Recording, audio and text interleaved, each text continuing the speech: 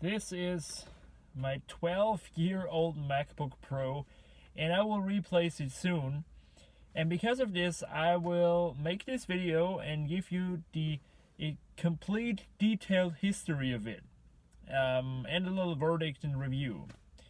This is a lot of information and data, that's why I wrote it all down. So that's why I look at the screen to tell you, so I apologize for that. This is also a video for like all of these naysayers on YouTube that say you need at least this and this computer configuration to even survive in today's age, you know. This is a late 2007 MacBook Pro, 3.1 internally, and it's a 64-bit machine. Before this, with this PowerBook-ish design, they were all 32-bit, and this is 64-bit. It has the Core 2 Duo Merom processor, 2.2 gigahertz. There were also ones with 2.4, and it came with 2 gigabytes of RAM. And it has the infamous NVIDIA GeForce 8600 GT mobile graphics card. This is a very unreliable and bad GPU that's known to fail a lot, by the way. Now here's where I'm not totally sure. I just took this option because it was probably the one that the previous owner or owners took, the 160 gigabyte hard drive.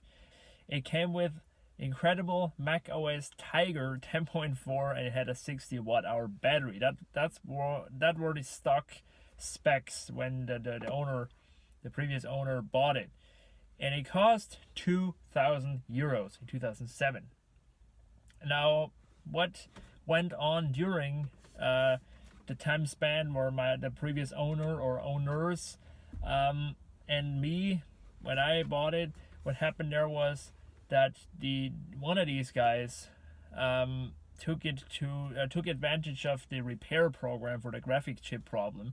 And I'm very grateful for this, because when I first showed you this machine, you were all freaking out and were like, holy shit, this is gonna fail, you know, this has the graphic problems. And I didn't even know about that until you told me, and I was a little scared. But over the time span I had it, it never showed problems, and that was due to the fact that it was repaired, and you can tell from the inside it has new silicone around where the graphic chip is, and it has been repaired. So I'm glad that it has been repaired, so it probably won't break in the future. So that was before my time with it, and then I bought it in December 2017 for $100 as broken. For 100 euros, I bought a MacBook Pro. It had no hard drive, it had no power supply.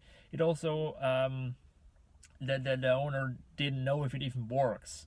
So I took quite a gamble, and I bought it. It's so funny, I even replaced the old MacBook Pro, which in 2012, with an even way older this year. So, you know, only I can pull this off. Anyway, I did that because I needed a computer fast, and I didn't want to spend any money, like as little as possible, like little to nothing. So I did that, and of course, none of anybody I knew has a MagSafe 1 power supply. So I couldn't even test the machine until I bought a freaking power supply. Now this is where it gets ugly. Remember, I spent $100 on the laptop, and I spent another 90 euros for a OEM 85 watt MagSafe 1 power supply. I know plenty of people who have MagSafe 2, but none have MagSafe 1. So I couldn't like say, hey mate, can you give me that? I need to test out this. No, I bought a brand new. Why did I even do this? Why didn't I buy a used one? Anyway, I was so stupid. I bought a brand new for 90 fucking bucks. That's another message to you, Apple. You suck with your accessory prices. You just suck.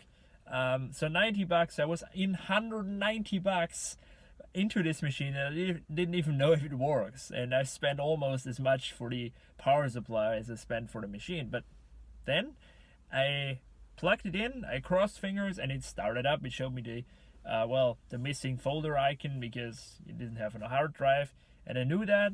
So to just see if it's free of issues, I put in, just for testing purposes, a hard drive disk, an old school hard disk.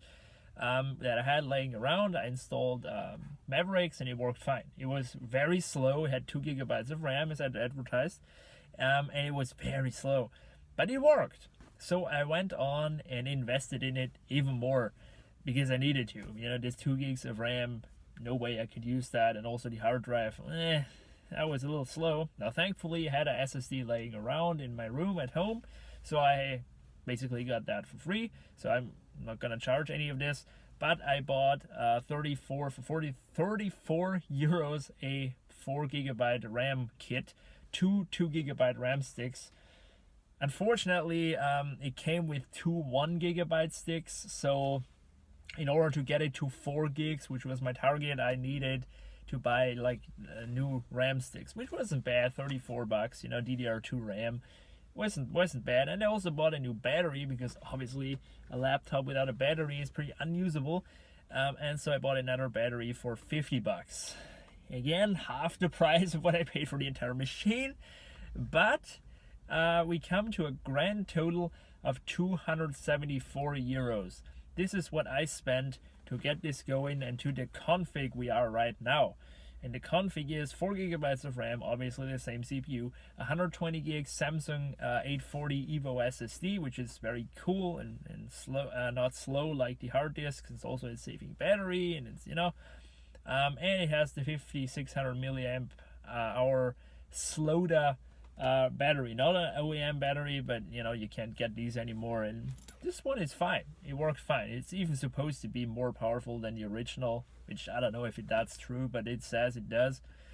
And I used it as is with this amount of money spent and this config until now, and I will still use it for another 1 or 2 weeks because I need to get my new computer.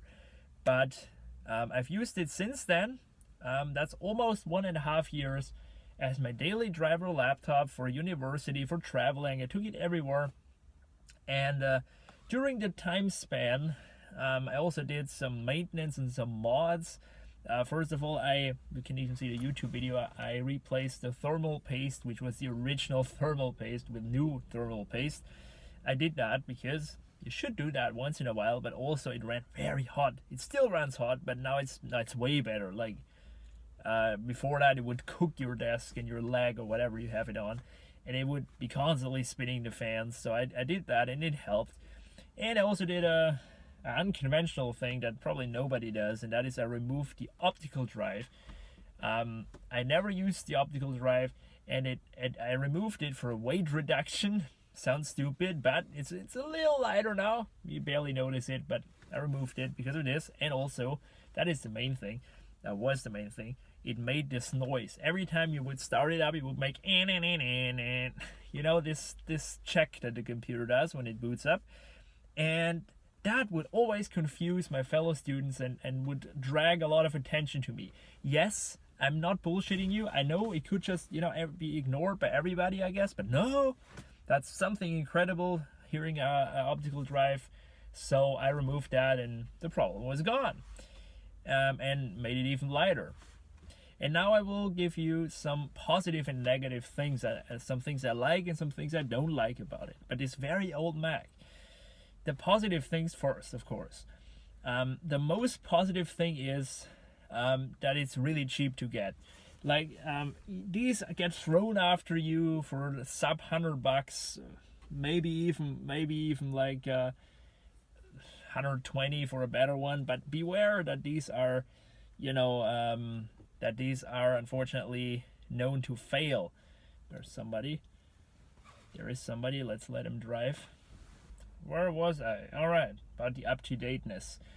This system is also very up-to-date, considering the low price of for a Macintosh, for Mac. This is like nothing for a Mac, and you can still get up-to-date software, so you don't have to deal with obsolete web browsers or obsolete programs like in the PowerPC world or the Intel Core Duo world. Even though I will get there in the next years, obviously.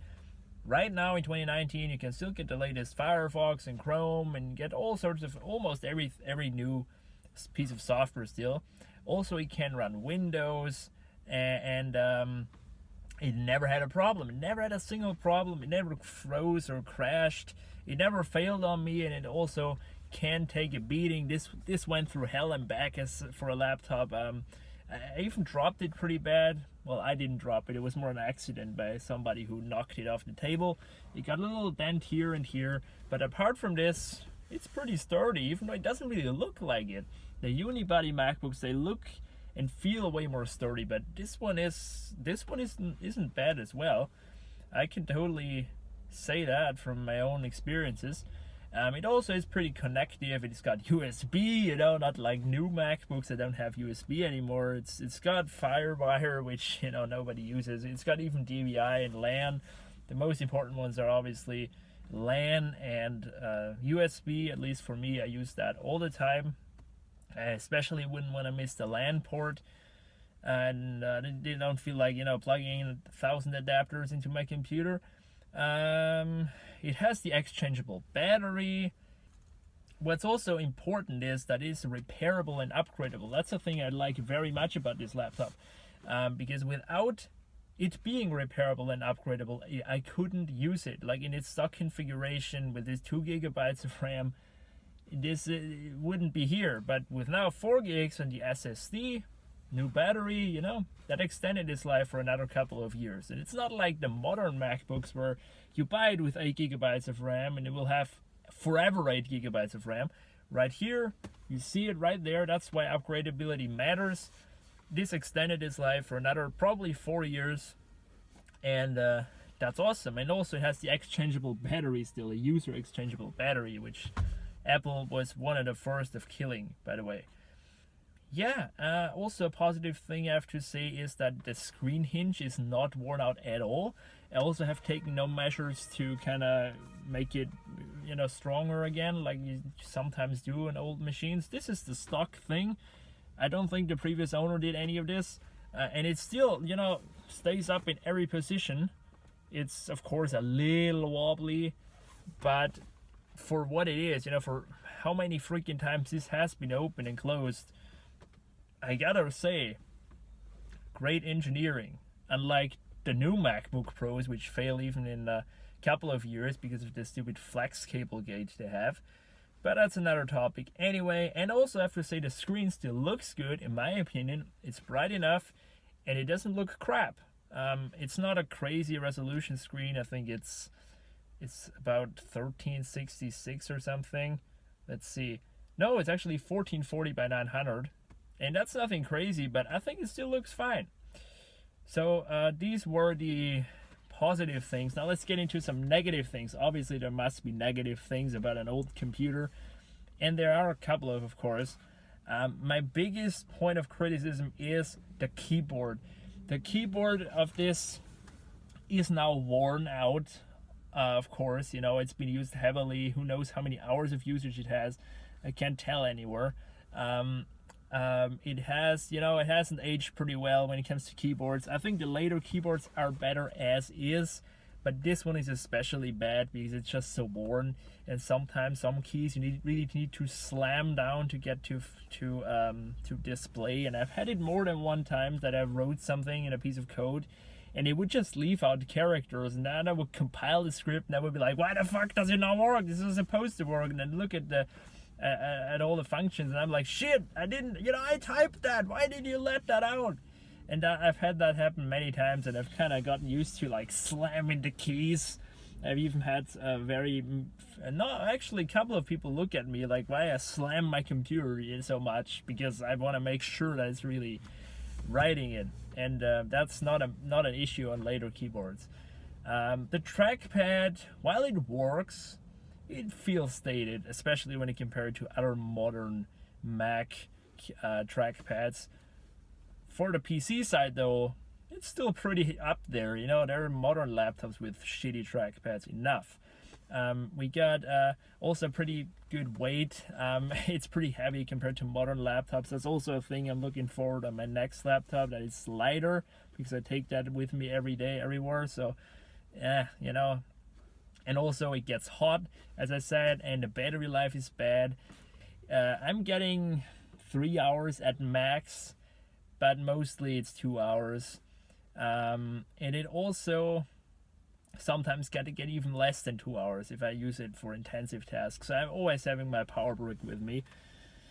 Also, it can't run anything higher than LCAP 10.11, and that's also an issue, and is an issue for a lot of people. For me, it's not that much of an issue, but still, I'd like to have new features, but I can't, which, it isn't that much of a problem, but it's still, I can't update the system to the latest version.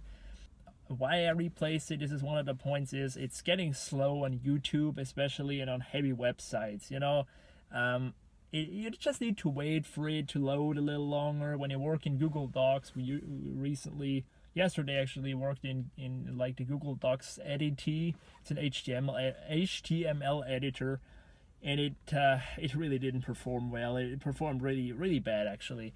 So it's stuff like this, it's getting old, and you have to consider that. Also, a little design flaw, well, not maybe flaw, but just weird design, is this pulsating LED that they always had. They had that back in the PowerBooks. I'm very familiar with this pulsating LED. Why would you do this? I mean, this is cool, to kind of, make it seem as it would breathe when it, it's asleep, but it's a power waster. I would have this laptop in my bag for a couple of hours, and it would decrease the battery so much because of this stupid LED, and there's no way to shut it off. Maybe then please write me. And also, the latch mechanism is maybe not the greatest and most modern. I really like the more modern, like, magnetic latches. While this one is working, I didn't expect this to work so great, because these fail sometimes with this hinge there that pops out in the last minute. But it works. There's nothing wrong. So but it's still, the later ones are better in this perspective. And also, this was more a personal issue. It's kind of too big. I had no choice. I had to get this. There is even a bigger 17-inch version, which is just gigantic. But for, a university laptop, which this is mostly, it's just a tiny bit too big. It's just needing so much space. And even if you would have smaller bezels, which I think this still has pretty small bezels, it's still a little too big for my needs. So those were all the positive and negative things, and now I will tell you a category that nobody tells you, but I found it interesting nevertheless. That is the value decrease, and like the financial stuff over the time of ownership. The new value in 2007 was $2,000, 2,000 euros, and the current value as it is right now with this config is 130 euros in my eyes, because it has an SSD and it's the fixed. But not any more than 130. So the previous owner, which sold it for $100, lost 1,900 euros in value. And after the 6 years, which is half its lifetime, in 2013 it was worth 996 euros. If you would kind of, do a steady decrease of like 166 euros a year loss, which I think is still a little high. One grand for this in 2013, where you have Retina MacBook Pros. It's more or less $500 to $600 in my eyes. But nevertheless, I did like a steady, decline in value. And 6 years is about the typical replacement age for a laptop. But this lived on for another couple of years. And it's so funny that I actually increased its value with my mods and my fixes by $30. Incredible, right? So just to let that go through your head, if I were to sell it as is right now, I would lose 144 euros, which isn't bad for as is, for 144 euros for 1.5 years of usage as a daily machine. That isn't bad as is. But I could also be an ass and sell the power supply extra, which people do, and that sells for $50. It's brand new. I still have the wrapping on it. And I could sell it for $50, and if I would kind of, I still calculate around 130 then for this. If I would get this away for 130 and the power supply for 50, I would only lose 94 euros. Let that go through your head. I bought a laptop, and when I would sell all of this, I would only lose 94 euros. And I have all my work needs. I had all my work needs done and everything, that is so funny. Obviously, this isn't a long-term great solution, the way, to do things the way I do it here, but from the financial perspective, it was pretty good. What is my verdict on this old Mac?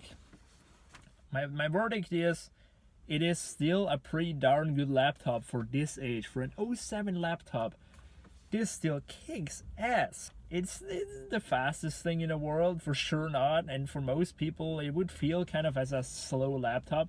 But then again, it's from 2007. There are way newer laptops that I've seen that people replaced, like maybe even 2 times in the lifespan of this one laptop. So it's, this still blows my mind. I replace it though because it's just getting too slow for my needs. So my verdict is, it's not unusable, but it starts to show its age. When you have a couple of tabs open and like maybe the Verge and YouTube and whatever, just big websites, then you're definitely gonna see not the best performance in the world.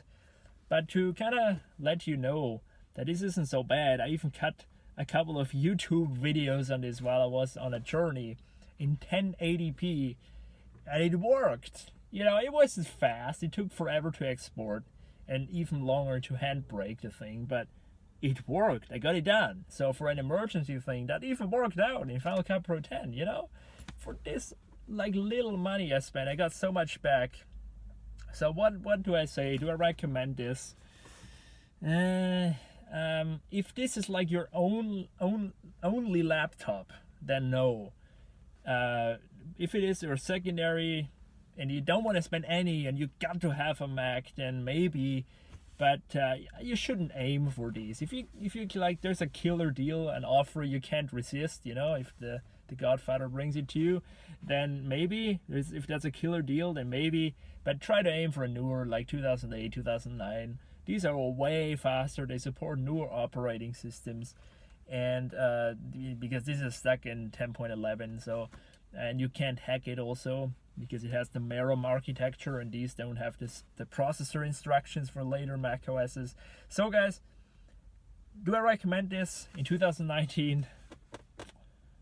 If you're on a budget, yes, but only if you're on a budget, and only if it's like a temporary thing.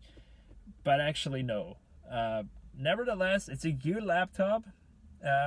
It worked always great for me, and yeah, I'm kind of sad to see it go, but I'm also looking forward to get my faster, more responsive computer with better battery life and lighter weight, and but for this budget thing, I can't complain. So what do you say? Do you agree, or do I tell complete bullshit? Let me know. Thanks for watching, and see you later.